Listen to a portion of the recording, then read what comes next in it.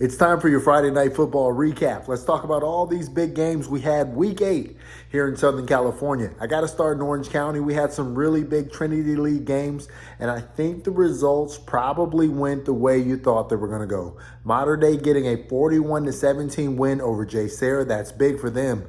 Mater Dei improves to 7-0. Remember, they're only playing 9 regular season games this year because they couldn't get that extra non-league game that everybody else got.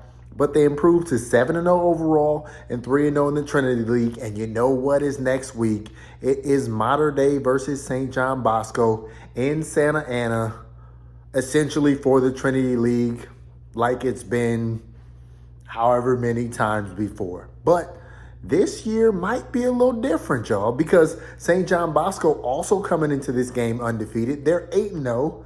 3-0 in the league, but Bosco just getting a 10-point win over Servite, 27-17. This was at SoFi Stadium. This was freshman quarterback Koa Malaulu's second start. He threw for more than 200 yards. He had 3 touchdowns. 2 of those came to his guy, the junior receiver, the guy over there, Madden Williams. He had some nice throws to Carson Clark and Daniel Odom. He had that going. And honestly, Bosco did a really good job protecting him. So that was good to see. So we have to see if their offensive line can hold up against Mater Dei. That's really going to be the test because you know Mater Dei is going to throw some things at them. And you know Mater Dei also remembers their shutout loss in the regular season to St. John Bosco. And you know, they would love nothing more than to return the favor to them. So that's going to be a big game as well. But let me talk about Servite for a little bit. So the last 2 weeks, Servite got through the toughest part of their schedule, okay? They lost to Mater Dei.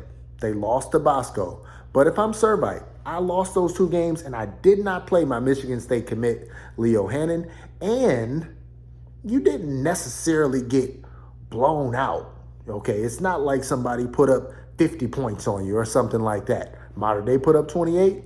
Bosco put up 27. Could they have scored a couple more touchdowns? Maybe so. But Servite has to look at this and say, hey, we might see, well, not we might, we will see one, if not both of these teams down the line. We've got some recipes for success against both of those teams.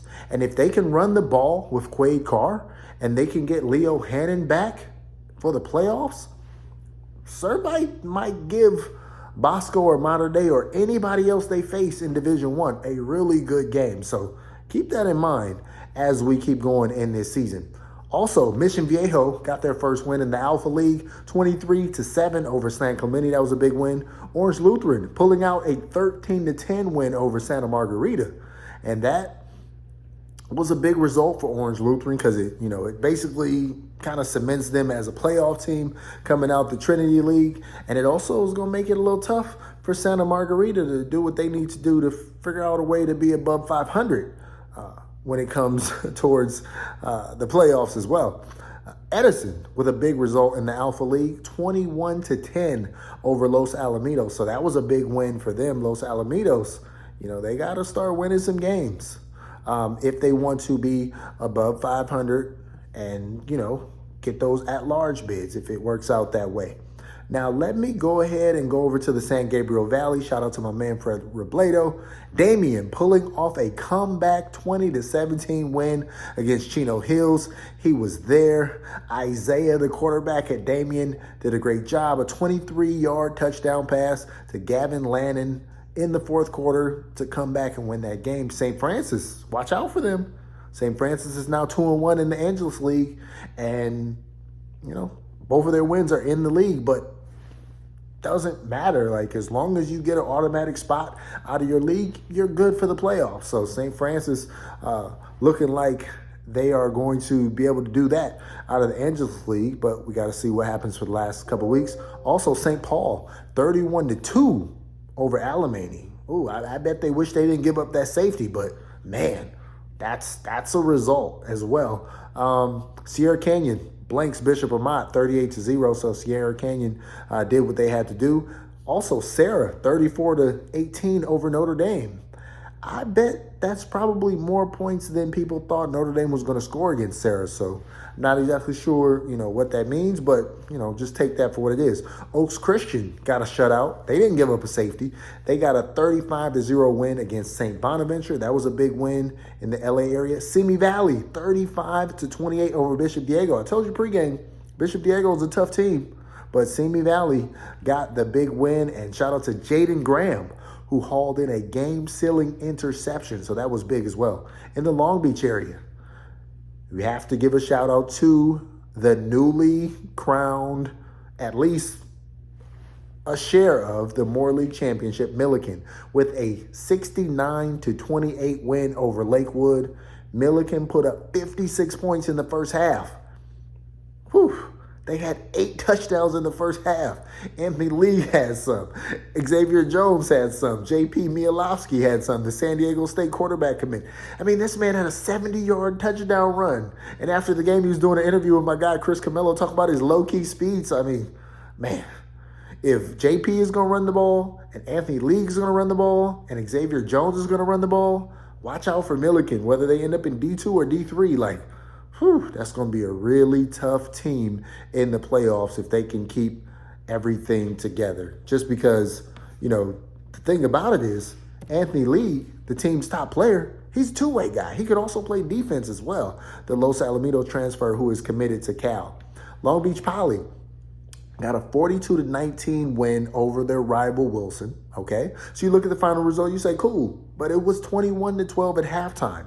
And so I know that the Jackrabbits, their coach, Stephen Barbie, he's going to want to approve upon that, but they took care of business in the second half. They got that win, and if for some reason Millikan loses to Compton next week, then Long Beach Poly would still have a share of the Moore League title, although in a tiebreaker scenario, they will have lost it.